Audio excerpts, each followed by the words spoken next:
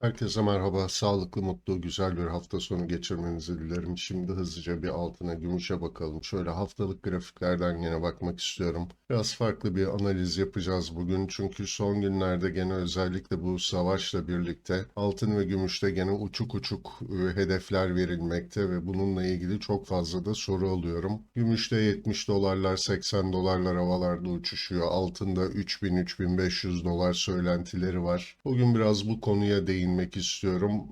Açıkçası benim burada sizlere hiçbir hedef vermemem gerekiyor. Aslında bunu hiçbir analistin yapmaması gerekiyor. Bu kadar uçuk hedefler sizin algılarınızı bozacaktır. Tek bir yöne odaklanmanıza neden olur. Dolayısıyla burada olası düşüşlere yönelik sinyalleri gözden kaçırmanıza sebep olur. O nedenle bu tür uçuk hedefleri göz ardı etmenizi tavsiye ederim. Mümkün olduğunca ufak adımlarla gitmemiz gerekir. Bakın şu an gümüşte tekrar daha geniş bir alanda üçgen formasyonu oluşmaya başlıyor. Bu formasyonun ne yöne kırılacağını bilmiyoruz. Daha büyük resimden baktığımızda da aslında bir bayrak formasyonu var. Fakat bu formasyonlar var diye illa bu yönde yükseliş yönünde bir hareket gelecek demek değildir. Bu bayrak formasyonu normal şartlarda şu üst trend çizgisinin kırılıp en azından şu direk yüksekliği kadar bir yükseliş yapması beklenir. Fakat bu kesin olacak diye bir kural yoktur. Burada beklenmedik bir olay gelişir, desteklerini de kırma riski her zaman vardır. Şimdi gümüşe baktığımız zamanda da bakın aslında şurada gene yatay bir bant içerisinde hareket ediyoruz. Aşağıda 21, 10, 20, 45 destek bölgemiz, yukarıda ise 27, 25, 86 direnç bölgemiz var. Bu yatay bant ne yöne kırılacak bunu önceden bilebilme şansımız yok. Ancak yukarıda 27 dolar üstü hareketler görmeye başladığımızda bir yükseliş beklentisine girebiliriz. Ancak burada da 30 dolar direncini gene unutmamamız gerekiyor. Bu pandemi sonrasında oluşan bir tepe bölgesi. Bu geçilmediği sürece böyle uçuk hedeflerden bahsetmek açıkçası boş konuşmaktan öte bir şey değil. Sizlere boş umutlar vaat etmekten öte gitmiyor bu. O nedenle önümüzdeki haftalarda şu yatay bandı takip ediyor olacağız. Yukarıda 27 dolar geçilirse yükselişler açısından umutlanabiliriz. Aşağıda ise 20.45 önemli olacak. 20.45 kırılacak olursa burada en azından bir çift dip olma ihtimali gündemde olacak. O yüzden dikkatli olalım. Bu tür uçuk hedeflere kapılıp da bu tür olası düşüşleri göz ardı etmeyelim. Unutmayın bu piyasalarda kurumsal yatırımcılar var. Bu kurumsal yatırımcıların da başında merkez bankaları geliyor. Biz burada merkez bankalarına karşı işlem yapamayız. O nedenle eğer burada bu destekler kırılıyorsa demek ki merkez bankaları bir süre daha altın ve gümüşün yükselmesini istemiyorlar demektir. Ve bizler de onlara uymak zorundayız.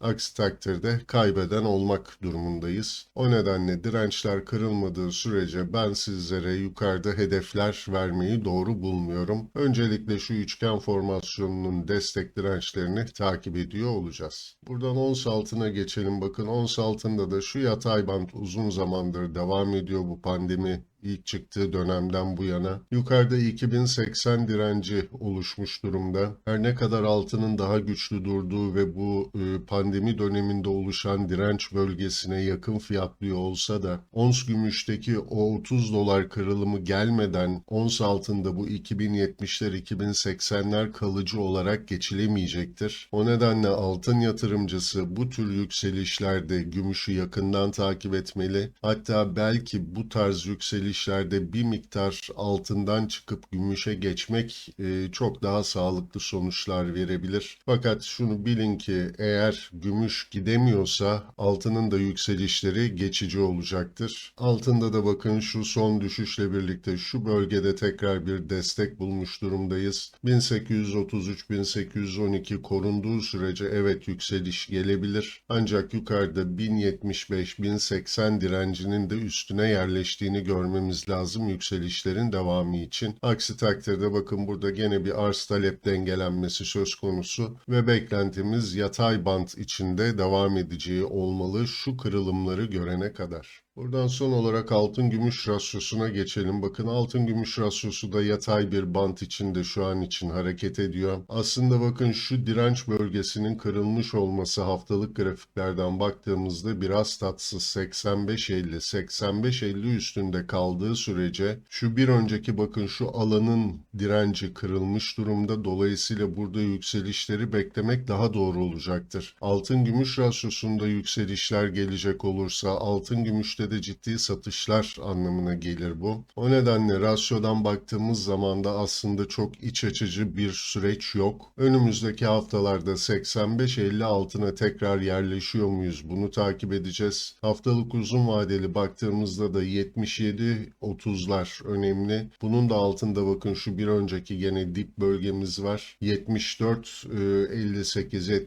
74-60 diyelim buraya. Bu destekler kırılmadığı sürece altın ve gümüşte yükselişlerden bahsedemediğimiz bir süreç yaşıyoruz. Hatta yukarıda 85-50 altına haftalık kapanışlar görmediğimiz takdirde burada rasyoda yükseliş, dolayısıyla altın ve gümüşte düşüşlere de maruz kalabiliriz. Aman dikkat. Evet, altın ve gümüşten bugünlük bu kadar diyelim. Tekrar görüşmek üzere. Hoşça kalın.